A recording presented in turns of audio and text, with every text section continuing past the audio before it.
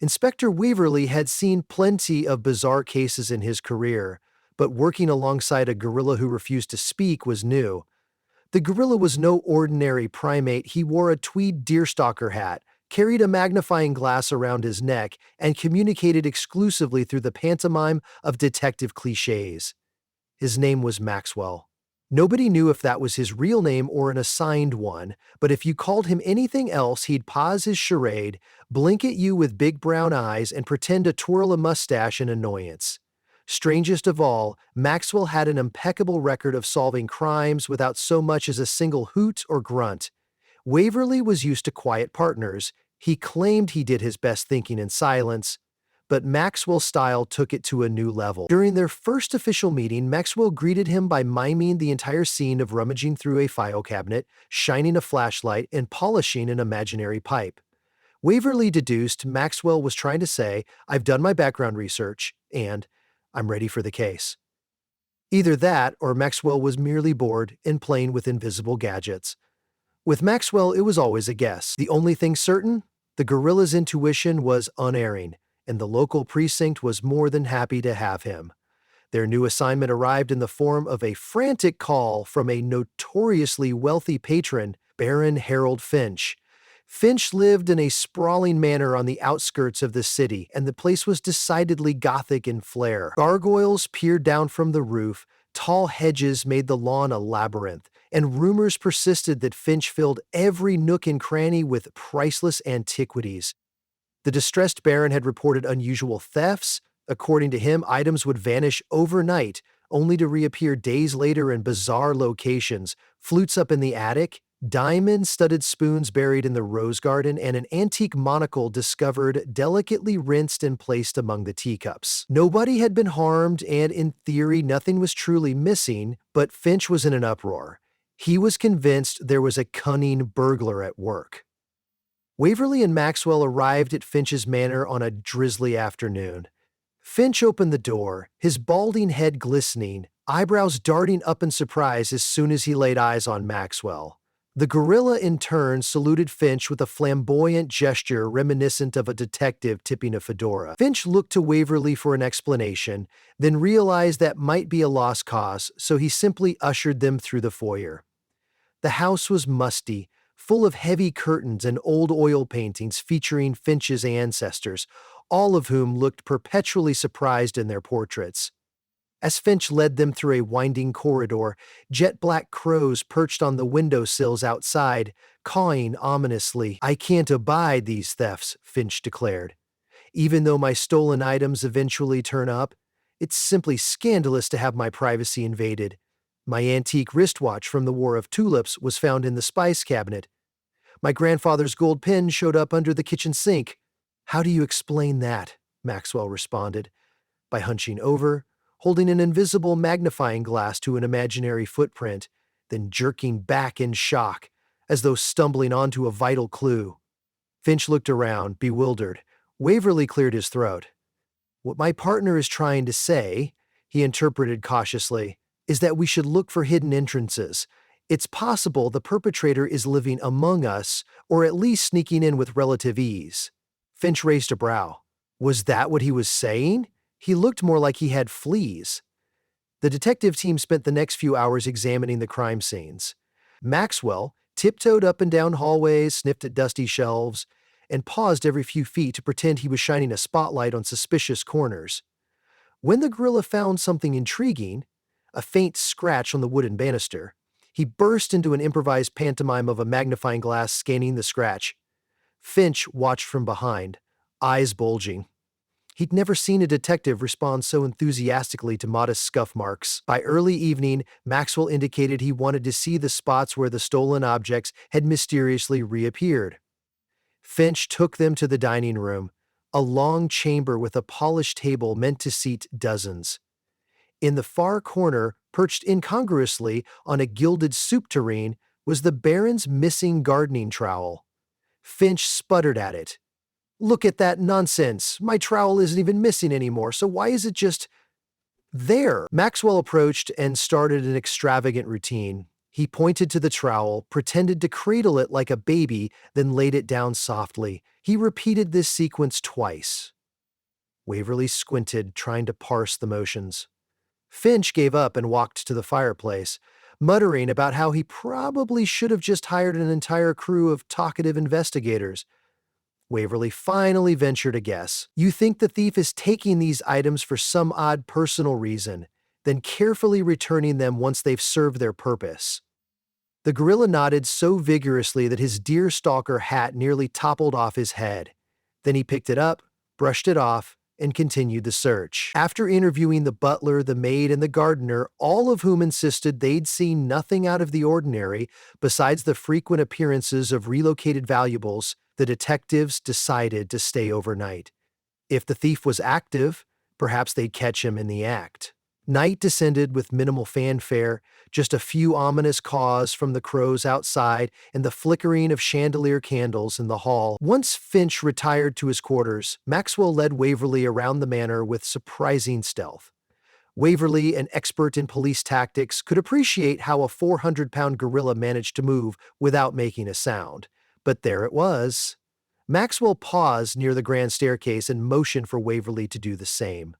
He then pointed to his own eyes, mimed adjusting giant goggles, and pantomimed climbing an invisible ladder. Waverly interpreted that as, we should station ourselves upstairs and watch from above. On the second floor, they found a promising vantage point outside Finch's library, which offered a clear view of the hallway. Maxwell appointed Waverly to stand watch, while he in turn indicated he would carefully explore the corridor. 10 minutes later, Maxwell was creeping along the walls with surprisingly dainty footfalls, occasionally stopping to place his ear against a door. One door at the far end of the hallway caught his attention, so he signaled to Waverly, who tiptoed over. Nudging the door open revealed a dusty storeroom crammed with stacked crates and old paintings. As the two investigators poked around the cramped space, Maxwell halted near an antique chest in the corner. He sniffed the air, though Waverly wasn't entirely sure if that helped, then groped at the chest's lock. Oddly enough, the lock was undone.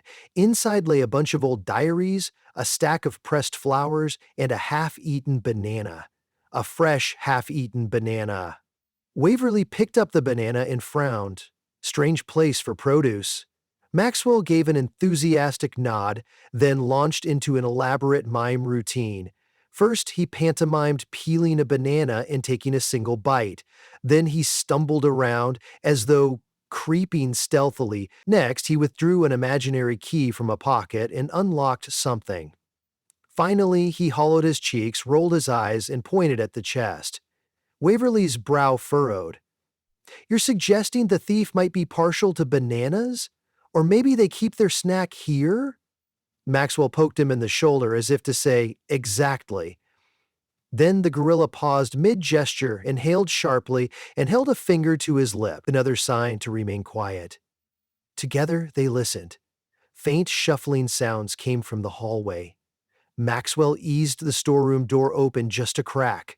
A shadow glided across the corridor. Waverly squinted. The shadow's owner was small, a hunched figure wearing some sort of cloak or robe.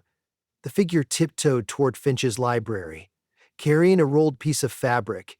As Waverly and Maxwell crept closer, they realized the fabric was presumably a sack. The figure slipped into the library, and Maxwell signaled to Waverly to follow. Inching open the library door, they spotted the figure rummaging through the Baron's bookcases, apparently searching for a particular item. A few books were tossed carelessly onto the floor, and the intruder then paused to examine a sealed decorative jar. If the intruder recognized it or found it interesting, they didn't show it, because they set it aside and continued rummaging. Suddenly, the figure spotted something on the top shelf, rose on tiptoes, and carefully placed a glimmering object into the sack. Maxwell and Waverly shrank back as the figure whirled around. Gripped by curiosity, Maxwell decided it was time for a reveal. He gave Waverly a significant look, which Waverly quickly interpreted as, let's pounce. They jumped in unison, flinging themselves forward in an attempt to block the intruder's path. The intruder, however, was remarkably quick and agile. Though obviously small stature, they swerved around Maxwell, slid under Waverly's outstretched arm, and darted for the door. Maxwell lunged after them. At the last second, the figure pivoted and tugged on a hidden lever near the bookshelf, and a portion of the wall slid open. With surprising ease, the intruder vanished into the secret passage. Maxwell tried to follow, but the panel closed abruptly in his face, leaving the two investigators in stunned confusion. Waverly fumbled at the wall for a minute, trying to find the hidden latch in vain. Maxwell ran up and down the library's carpet, pantomiming frustration, waving his arms overhead, slapping the ground, then abruptly pretending to measure the shelf with an invisible tape measure. That last bit confused Waverly. "Oh, you think the trigger is on the shelf itself? Right, let's look carefully." Sure enough, after a few moments, they found a subtly concealed lever behind a row of dusty hardcovers. Maxwell nodded triumphantly. The secret passage wasn't large. In fact, Waverly had to stoop slightly to avoid hitting his head on the low ceiling, and Maxwell had to lurch forward in a half crouch. The corridor behind the library smelled of earth and mildew, and it twisted downward like a burrow. Every few feet, the investigators found an old kerosene lantern or an empty shelf built into the earthen walls. At one point, Maxwell paused to study a small side passage. He mimed shining a pocket watch, glancing at it, and then pointed to the side tunnel, as if to say, "We should keep track of the time. There may be multiple routes down here." After proceeding deeper, they heard faint skittering sounds, followed by a hushed voice. Initially, it sounded like a child, though it was difficult to be sure. Biting his lip, Waverly pressed forward. Then came a loud crash, the sound of something being knocked over. Waverly and Maxwell rushed ahead into a small chamber. The intruder stood at the rear, rummaging frantically through an ornately carved trunk.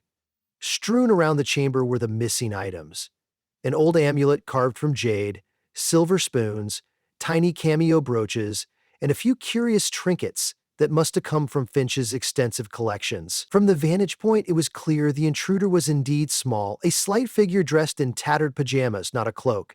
Likely a child, Waverly realized, or at least a late teen. The figure turned with a gasp, revealing messy hair and an anxious expression.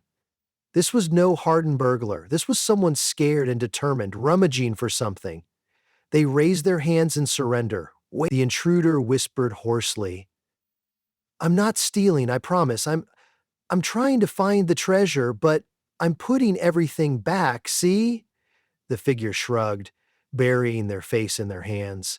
"I thought it would be easier to look if I took everything out of its place first." A curious hush fell over the chamber. Maxwell, perplexed, held up an invisible question mark. He accomplished this by pantomiming wiping a window, scribbling a question mark in the air, and then pointing at the intruder. Waverly, fighting the urge to facepalm, asked, "Could you clarify for my partner here? What treasure are you talking about?" The intruder introduced themselves as Toby Gray, a distant relative of the Finch family. Toby's grandfather had once worked for Finch's father, and Toby had grown up on stories of a secret inheritance hidden in the manor's walls. When Toby fell on hard times, they came seeking help, or at least the rumored inheritance. But Toby was too frightened to approach Finch directly, believing the Baron might not share or even acknowledge the existence of such an inheritance.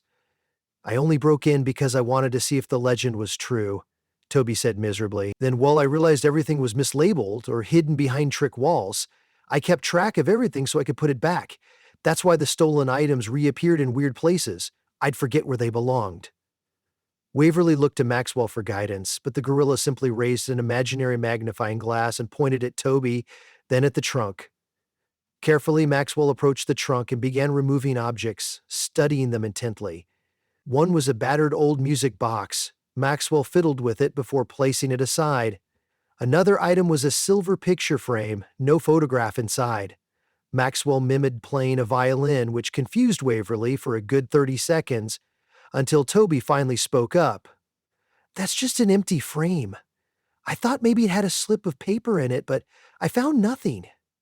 Waverly noticed Maxwell was focusing on a large leather-bound journal near the bottom of the trunk. The gorilla opened the journal's cover and gestured for Toby and Waverly to take a closer look. Inside, the musty pages held notes on Finch family history, genealogical lines, and a few references to hidden compartments. Toby's eyes lit up. "That's it! This is exactly the sort of thing I was hoping for. But the writing was dense and scribbled in archaic script. With trembling hands, Toby flipped through the pages. There was an entry scrawled in the margin, the word alleys, underlined multiple times, along with a note that read, "Second story, behind the portrait of Great Aunt Tilda." Waverly's eyebrows rose. Maxwell offered Toby a dramatic thumbs up, then pantomimed pulling on rope drapery, which Waverly decoded as, "Let's go to the second floor corridor and look for Great Aunt Tilda's portrait." Toby hoisted the trunk's lid shut and began to gather the scattered items so they could be returned to some semblance of order. Waverly, feeling a tinge of sympathy, offered Toby a reassuring smile. "Let's figure this out properly. You might not have to break in again." It took them a while to retrace their path through the hidden corridors, given the labyrinthine layout and negligible lighting. Maxwell insisted on leading the way, holding an imaginary lantern. Toby walked close to Waverly, repeatedly muttering apologies for the burglar-like behavior and begging him not to throw them in jail. Waverly, who prided himself on moral discernment, patiently explained that as long as Toby hadn't committed a major crime, they could likely resolve this with Finch without formal charges. After all, nothing was truly stolen or damaged. At last they emerged onto the second-floor landing. The corridor walls were lined with portraits of Finch ancestors, none of whom looked particularly cheerful. Locating Great Aunt Tilda was easy. She was the only relative depicted wearing a magnificent headdress of peacock feathers. Maxwell didn't waste a moment. He hopped onto a nearby bench, carefully peeled back the painting, and rapped on the wall behind it. A hollow sound answered his knuckles. Toby's excitement grew. Removing the portrait revealed a small panel with a keyhole. Toby fished out a ring of old keys snagged from the trunk. The third attempt worked, and the panel popped open, revealing a shallow recess. Inside was a small metal lockbox. Toby lifted it out, eyes shining with a mixture of hope and dread. "This must be it," Toby whispered. Maxwell crossed his arms and tapped his foot theatrically, as though demanding Toby open it right away. Toby's hands trembled while fitting the key. As the lid swung open, they froze in disappointment. The box was empty except for a single slip of parchment. "No gold coins, no rubies, no lost diadem," Toby lamented. Waverly peered at the parchment. It appeared to be an old letter. Heavy cursive strokes spelled out, "To those who seek treasure in these halls, the greatest inheritance is gained through alliances, through trust, and through stewardship of that which we already possess." Toby's face fell. "It's just a lesson." Maxwell read the letter carefully, though how exactly the gorilla was interpreting the cursive was anyone's guess, and then performed a pantomime, hugging an imaginary person, shaking hands, unlocking a door, and shining a flashlight. Waverly laughed softly. "I think Maxwell is suggesting that the real treasure is building alliance. You might want to talk to Baron Finch, Toby. Show him what you need and what you found. Maybe he'll help you. You've already proven to have a conscience by not actually selling or destroying anything." Toby's eyes were clouded with worry. "I'm not so sure. The Baron might be furious." Waverly shrugged. "He's definitely not thrilled about the break-ins, but let's see if he's open to reason. Truth is always best." Maxwell wholeheartedly agreed. He hopped down from the bench and offered Toby a handwell, a hairy gorilla paw. Toby accepted the handshake with a small smile. As they made their way downstairs, Toby gingerly clutched the metal box, uncertain about what would happen next. They found Finch in the drawing room, pacing restlessly in his paisley robe, looking vexed. He froze when he saw Toby step forward. The Baron's expression shifted from shock to anger. "You're the one rummaging through my house?" Toby's posture wilted. "I'm sorry, sir. I've been searching for rumor inheritance hidden somewhere in these walls. I didn't mean to cause you distress. Nothing was truly stolen, I promise." Finch's eyebrows shot up. "Inheritance? And you believed you could find it by rearranging my property?" He exhaled a bitter laugh. "I suppose I was more worried than truly harmed." Waverly jumped in to ease tensions. "Baron, Toby here is related to your late father's confidant. They found references to hidden compartments in old diaries. Toby simply got desperate. If anything, Toby might need your help." This hidden box only contained a letter about alliances and trust. Perhaps your family heritage includes a metaphorical inheritance? Finch smoothed his robe and took a moment to gather his thoughts. His voice softened. Well, my father was big on intangible lessons, always prattling on about how trust is the real gold. I used to roll my eyes, but perhaps I should have paid more heed. If Toby truly is in financial need, maybe there's a way I can help more directly. He paused and eyed Toby, who gulped. I never wanted to do anything underhanded, Toby insisted. I ran out of options. Finch stared at the sole item in the metal box, the letter, inside. Wealth is a complicated thing. I can't conjure an inheritance out of thin air. But, Toby, if we're somehow related, or our families once were close, we might be able to come to an arrangement. Finch's tone was thoughtful. I'll have to do some genealogical research. Brushing up on alliances might indeed be the real treasure my father left behind. In the meantime, we could discuss a small loan or some form of employment. Toby's relief was palpable. I'd be grateful, truly. Maxwell, standing discreetly near the door, allowed himself a moment to mime enthusiastic applause. Then he did a victory jig, twirled an imaginary detective baton, and pretended to blow a triumphant trumpet. Finch, perplexed, looked to Waverly. I suppose your gorilla friend is offering encouragement? Waverly grinned. That's exactly what's happening. So the matter was resolved more amiably than anticipated. Finch even allowed Toby to remain in the house for a week, returning items to their rightful places. Maxwell provided comedic oversight, miming hypervigilance every time Toby relocated a painting or piece of silverware. Toby found it oddly motivating. Nobody wanted to disappoint a gorilla who stared intently from behind an invisible magnifying glass. News spread through the precinct that the Primate detective had solved another unusual case, this time one where no arrests were even made. Some found it anticlimactic. Others joked that the gorilla had intimidated the culprit simply with interpretive dance. But Maxwell paid them no heed. He was a gorilla of few words, focusing instead on the satisfaction of a puzzle solved and a peaceful resolution reached. Before leaving Finch's Manor, Maxwell and Waverly made one final tour of the house, ensuring no more hidden corridors remained unchecked. Finch, watching them with an intrigued expression, offered Maxwell a banana as a token of gratitude. Maxwell gratefully accepted, nodding in a theatrical gesture of delighted thanks.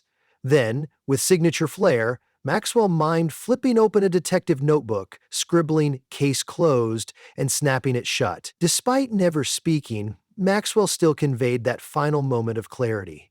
Because the solution to so many mysteries, he seemed to suggest, often lay in bridging the gap between people and primates.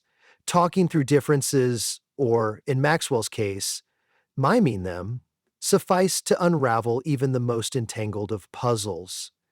As the two detectives departed, Toby walked them out to the front door, wearing a small but genuine smile. Finch lingered behind Toby, arms folded with unexpected fondness. Outside, the sky had cleared, revealing a vibrant sunrise. The crows, once ominous, were calmly perched along the rooftop, quietly observing the curious scene below. Thank you both, Toby said, for not throwing me in jail, for not humiliating me in front of the Baron, for giving me a chance. Maxwell responded with a gentle pat on Toby's shoulder, then pressed a broad hand to his own heart, as if to say, we understand. Meanwhile, Waverly gave Toby a nod. The best detective stories end with understanding, not necessarily handcuffs. But do us a favor, stay out of other people's secret passages from now on, all right? Toby reddened. Deal.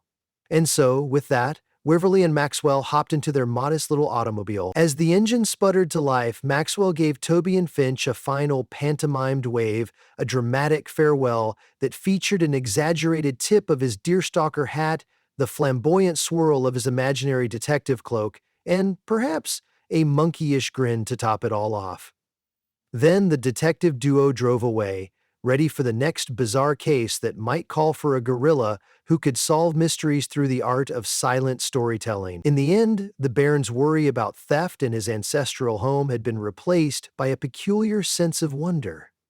Toby gained not a chest of gold, but a door opened through genuine dialogue and trust. Waverley found himself more convinced than ever that Maxwell's charade-based investigations, while unconventional, cut through many human failings, miscommunication chief among them. The truth was sometimes best expressed in gestures, in subtlety, in the comedic brilliance of a guerrilla detective playing charades. It was an ending more quietly triumphant than any boisterous fanfare, but, as Maxwell knew, sometimes a puzzle's resolution relied on forging new alliances and bridging hidden passages, both literal and metaphorical. Detective hats off to that,